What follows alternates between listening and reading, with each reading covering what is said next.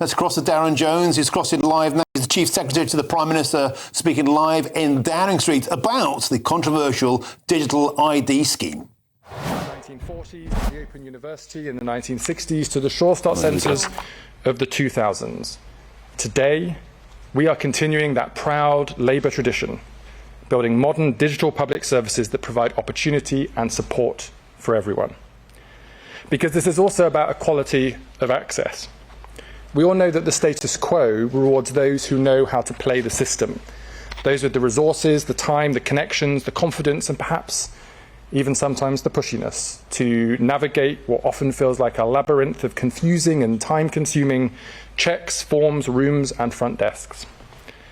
But it is often those doing shift work on irregular hours or on low incomes or caring for others who are then unfairly penalised and feel like they're at the back of the queue. We will change that. Digital public services won't just be more efficient, but they can also be cheaper to run too.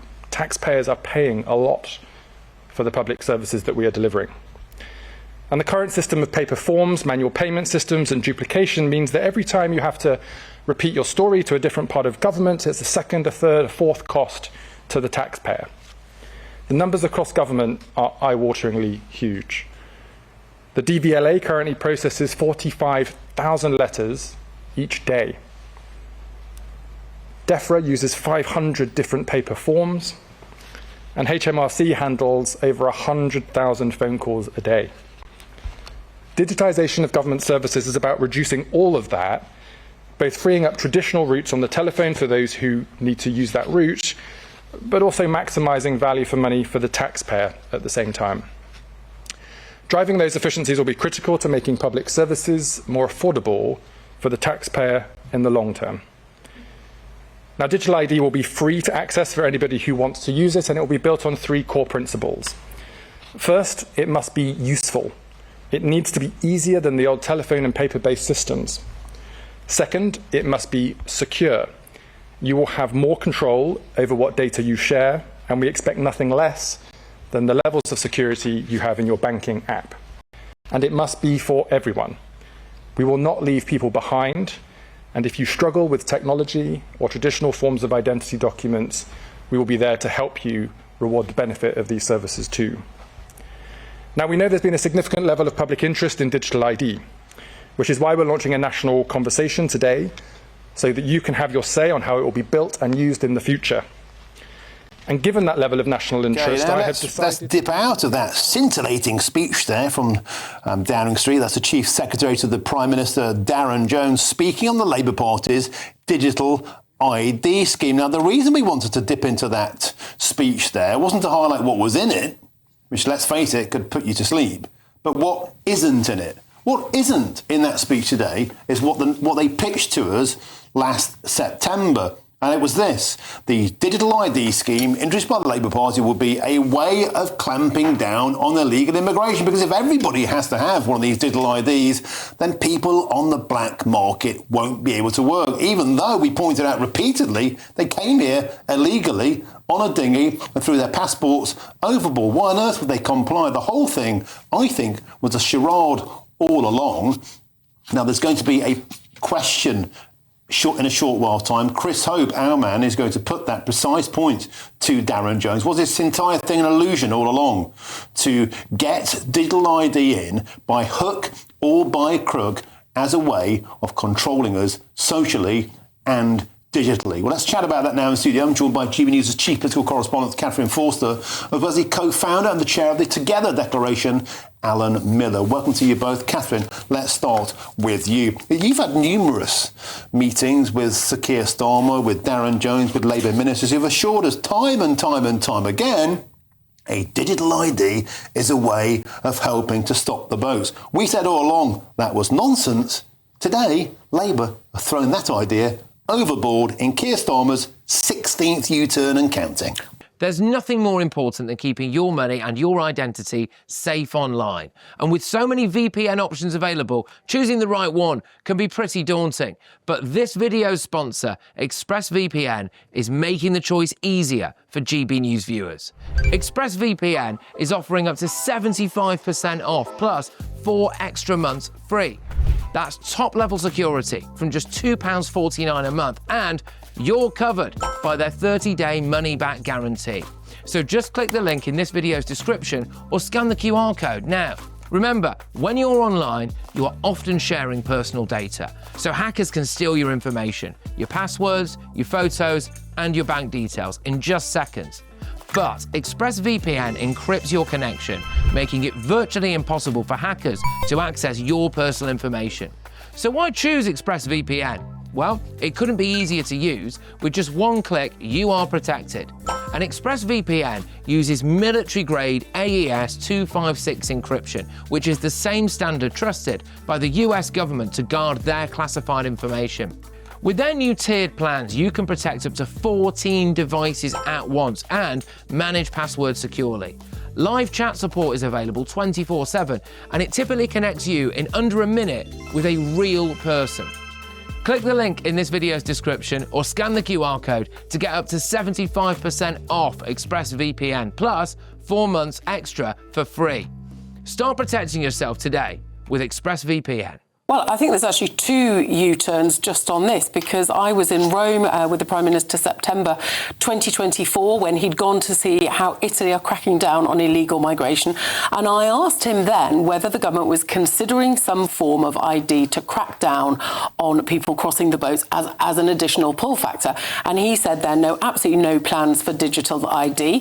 Fast forward a year, they say, yes, they're going to announce digital ID, and specifically because it will help them to get those numbers crossing the channel down, reducing the pull factors.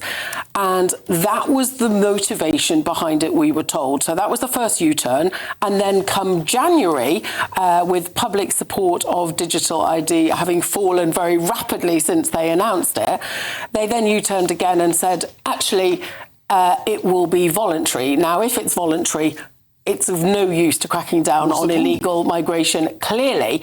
But now they are saying it's going to make your life easier. It's going to be much more efficient, like look at online banking, online retail. We've got to catch up with the modern age. But the reason that they have given for it has completely changed. And of course, they originally told me they had no plans for it at all. Alan Miller, you always felt that this was a Trojan horse, a way of getting a digital ID. Hark back to the COVID era when you were excellent, so outspoken about COVID passport, shows your barcode to go for a pint, to go for a prayer, to go to the gym. And this notion of wrapping the digital ID scheme as a way of cracking down on illegal immigration, do you believe it was just a cover story? I think it absolutely was a cover story, Martin. I think that it was very transparent to the public that people that didn't have a commitment, a government that did not seem to have a commitment to protecting the borders, to stopping the boats, but yet this all-encompassing solution, this silver bullet would come. When we know that in Italy and Germany and France and elsewhere, they've got digital biometric ID already and they have a real problem with illegal migration. It's so interesting, isn't it? Because now they've had to change tack. They've had all sorts of problems, lots of U-turns. McSweeney's gone, Labour together, the initiators of this terrible thing, along with the Tony Blair Institute, of course, always hovering there. The solution to everything is digital ID. And what they say is they want an exciting new era where we look at it and people can think about it as a government app. How exciting. And it's to get rid of the problems with red tape. So not even things like let's fix our potholes, let's address our borders, let's deal with our infrastructure problems. But once again, here we are being told that, well, actually, I know we told you something a minute ago, but we think you've all got goldfish memories. So now it's a new thing to make life really convenient. And we're going to make it so that even the vulnerable and the old and all the millions that don't want to do it or can't do it can get in there. What this is, alongside the fact that we should remember, though, that they were always pushing this forward because 8 million directors on one login, and this is about verifying to participate in life and society, along with pushing it with children with a unique identifier. Fortunately, our veterans are saying no. They've had a very low take-up of it. And what we're saying is we're not going to have a situation where we're going to be forced and coerced into digital ID. We'd encourage all the viewers and everyone, the public, the millions of people who said no already, to have their voices heard. And this is going to run up until the 5th of May, 2 days before the local elections. At Together, we're doing campaigns across the UK, and there'll be a big rally on the 25th of April against it. It's worth pointing out that it's a petition against this amassed almost 3 million signatures. It became, Catherine Forster, one of the most quickly signed petitions in modern political history. This idea went down like a cup of cold sick with the British electorate. It sincerely did. The Labour Party, I believe, completely misjudged the public mood. They thought it was a way of modernising an interface with the public service. And here's a clip that Darren Jones, I think, where he let the mask slip, and our man Chris Hope got this clip. Let's take a listen. If we get this digital ID system working and the public being with us, that will be the bedrock of the modern state.